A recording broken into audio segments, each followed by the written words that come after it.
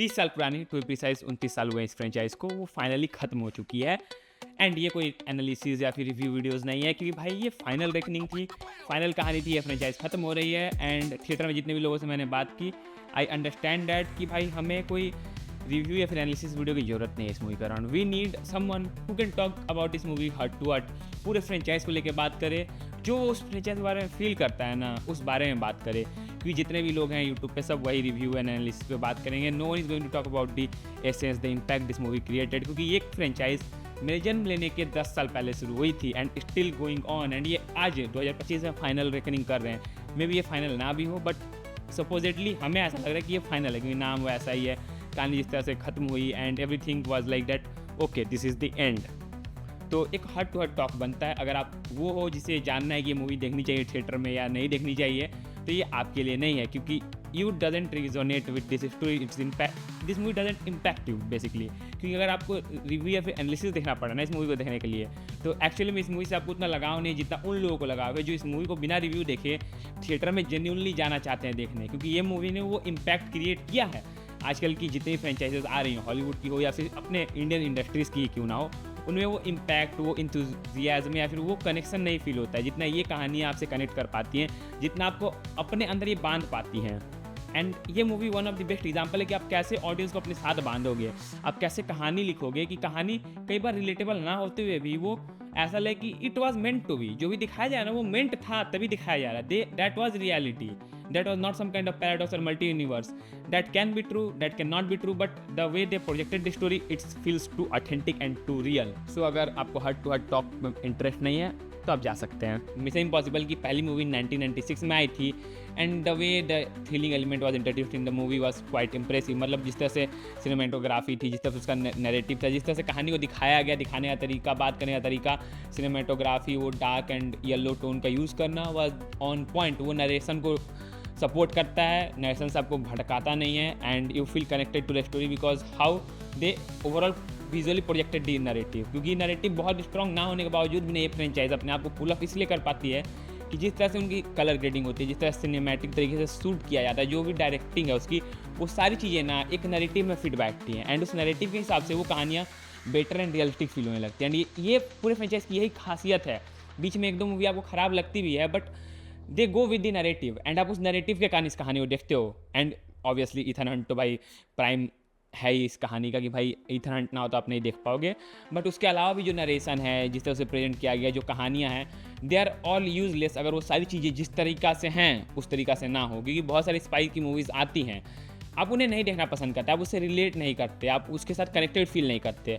But mission impossible is something which you resonate with, आपको सारी चीज़ें बहुत रियल लगती हैं। वो IMF रियल लगता है, CIA की सारी चीज़ें जिस तरह से उनके बीच में टसल होता है वो भी आपको बहुत रियल लगता है।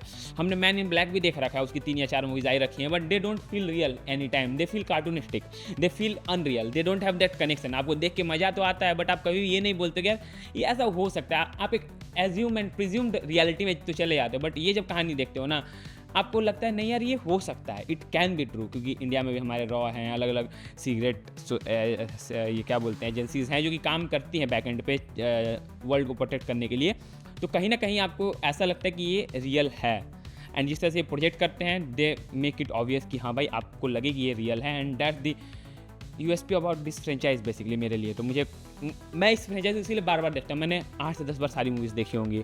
मतलब जब भी देखता हूँ वो भाई मज़ा ही आना है। हर 2 साल पे, 1 साल, 1.5 साल पे मैं उठा के बिंज वॉच करता हूँ। अभी आज पिक्चर देखने जानी थी, 2 दिन से वही बिंज वॉच कर रहा हूँ, पूरे फ्रेंचाइज को सातों की सातों मूवीज़ देख ली। एंड ऐसा नहीं है कि जो फाइनल रेकनिंग है ना वो जस्ट एक इंडिविजुअल कहानी है, नहीं, ये जो 30 साल से चीज़ें प्रोड्यूस कर रहे हैं ना उसका एक कोऑपरेटिव रिजल्ट है ये कहानी। मतलब इन 7 जो इस मूवी के पहले 7 मूवीज़ आई हैं, ये 8वीं मूवी अपने फ्रेंचाइज की, ये सातों कहानियों के कुछ ना कुछ पार्ट्स, कुछ ना कुछ कैरेक्टर्स, कुछ कुछ किरदार, कुछ कुछ कहानियाँ, उनके मोटिव्स, उनके कनेक्शंस, उनके परिवार वाले कहीं ना कहीं किसी ना किसी तरीके से एक स्पाइडर के वेब की तरह इस कहानी से कनेक्टेड है। हर एक कहानी एक दूसरे से कैसे कनेक्टेड है, हर एक इवेंट, हर एक मिशन इथन हंट का कैसे इस मिशन से कनेक्टेड है, वो सब आपको चीज़ें इस कहानी में पता चलेंगी। वो सारी जो मिशन पे वो जाता था, हमें लगता था ये इतना बड़ा स्टेक्स क्यों है, तुम्हें इस कहानी में समझ में आता है कि क्यों वो इतना बड़ा स्टेक था, क्यों जो भी इथन हंट करता था, क्यों बार बार वो रोक जाता था, वो सारी चीज़ें आपको इस कहानी में समझ में आएंगी।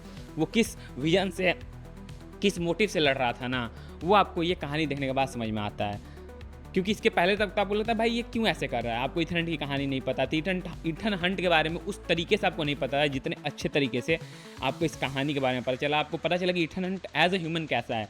हर बार आपको पता चलता था वो लोगों को बचाने के लिए कुछ भी करेगा, उसके लिए अपने दोस्त, परिवार, दुनिया बहुत मायने रखती है। बट क्यों मायने रखती है, क्यों वो ऐसा है, तो क्यों है, आपको पूरी क्लैरिटी मिलती है इस मूवी से। And that's the best part about this movie. And इस मूवी का जो मिशन था ना, वो एक्चुअल इम्पॉसिबल था। वो जैसे हुआ आपको थोड़ा सा अनरियल लगता है, ड्रामेटिक लगता है, बट दैट हैपेंस। एंड वो मज़ा आता है भाई देख के, पूरा सीन समुंदर के अंदर वाला।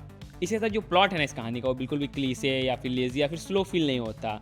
अगर बात करें इसके सिनॉप्सिस की, तो भाई जिस तरह से लास्ट में जो अपनी एंटिटी थी उस पर कहानी ख़त्म होती है, अब इस कहानी में एंटिटी ने वर्ल्ड डोमिनेशन शुरू कर दिया। अलग अलग एटॉमिक नेशन वाले देशों को के पूरे सर्वर को हैक करके, उनको काबू करके, उनके एटॉमिक बम को अपने अंदर लेने की कैपेबिलिटी वो पा चुका है। And he literally has the atomic bomb access of India, Pakistan, China, UK, Russia, every nation जिसके पास भी एटम बम है उसके पास है भाई। वो सबके एटम बम को हथिया के बैठा हुआ है, जब चाहे जिस पे चाहे उड़ा सकता है।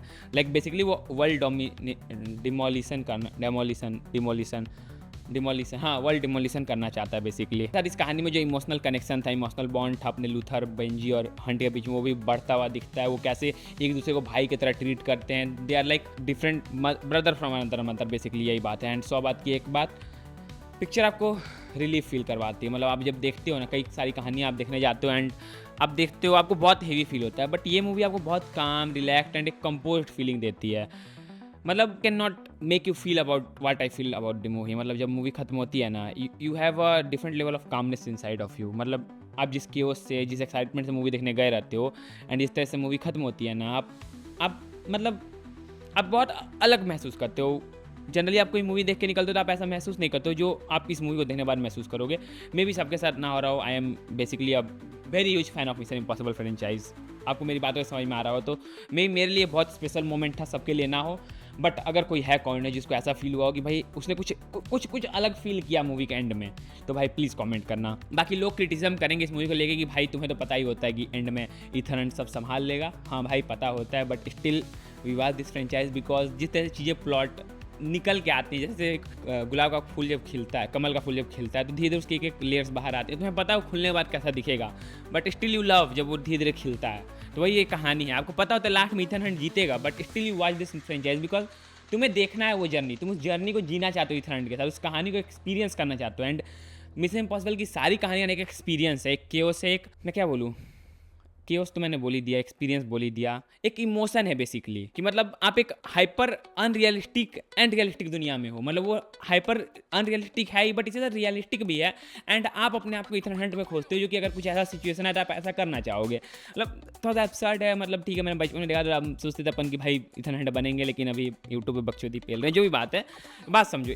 It that kind of thing. अगर आपको इस फ्रेंचाइज से लगाव नहीं है तो मैं तुम्हें नहीं फोर्स करता कि तुम्हें ये मूवी अच्छी लगेगी, बट यू आर समवन जिसने इस फ्रेंचाइज को स्टार्टिंग से देखा, इवॉल्व होते हुए देखा है, कहानी के कनेक्शंस को समझा है, देखा है कि इसकी हर कहानी के जो स्टेक्स हैं हर एक मूवी के साथ बढ़ते जाते हैं। ऐसा नहीं होता कि भाई एक में दुनिया उड़ रही है तो दूसरे में भाई यूनिवर्स उड़ा दिया, ऐसा नहीं है। बहुत ग्रेजुअल एंड एक रियलिस्टिक ग्रोथ होते हैं कहानी में। एक जो स्टेक्स बढ़ते भी हैं, स्टेक्स हाई भी होते हैं, तो बहुत ग्रेजुअली होते हैं। ऐसे नहीं होता कि पहली मूवी में एक शहर बचा रहा है तो दूसरी मूवी में पूरी वर्ल्ड को बचाने लग गया, नहीं। पहली मूवी में शहर बचाया, दूसरी मूवी में 10 शहरें बचाए, तीसरी मूवी में कंटिनेंट बचाया, उसके बाद भाई 4 कंटिनेंट बचाया, वर्ल्ड वार होने से रोका, फिर वर्ल्ड डिमोलिशन होने से रोक दिया। तो बेसिकली इसकी कहानियाँ ऐसे चलती हैं। एंड जो इस बात को समझता है उसे ये कहानी पसंद आती है, जो इस बात को नहीं समझ पाता है उसके लिए फ्रेंचाइज है भी नहीं। एंड कोई नया बंदा इस फ्रेंचाइज को देखना शुरू करेगा तो मे भी उसको ये फ्रेंचाइज उतनी बेहतर ना लगी जितनी हमें लगती है, जो भाई बचपन से इस फ्रेंचाइज को पिछले 15 साल, 8 साल, 10 साल से फॉलो कर रहे हैं। 15 साल तो नहीं हुए मुझे ऑलमोस्ट 10-11 साल हो गए इस फ्रेंचाइज को फॉलो करते हुए, 12 साल में भी मैक्स टू मैक्स। तो it's something else for me. Like मैं यही बार फास्ट एंड फ्यूरियस के लिए भी बोलता हूँ कि फास्ट एंड फ्यूरियस एक ऐसी फ्रेंचाइज है जो उनके लिए जो शुरू से देख रहे हैं, जिन्हें याद है पॉल वॉकर की डेथ, उनके लिए नहीं जो नया देखना शुरू करें एंड 7वीं मूवी के बाद उन्हें मज़ा ही ना आए। हमारे लिए वो इमोशन बन चुका है, तो हम उसे चाह के भी क्रिटिसाइज हर बार नहीं कर सकते। हमें ख़राब लगता भी है तो we somehow make a way to थोड़ा सा अप्रेस कर दो भाई, ठीक है बुराइयाँ हैं, कमियाँ हैं, खामियाँ हैं, but still we love that, we have grown watching that, तो हम उसे हेट नहीं कर सकते।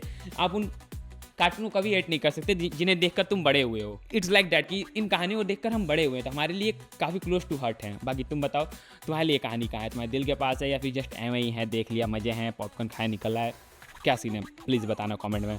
Till then be alpha be critic, मैं मिलता हूँ। मैं जानता हूँ मैं बहुत रेगुलर नहीं हूँ, बट मैं ट्राई कर रहा हूँ कि मैं रेगुलर आऊँ, रेगुलरली जो नई मूवीज़ हैं उन पर बात करूँ।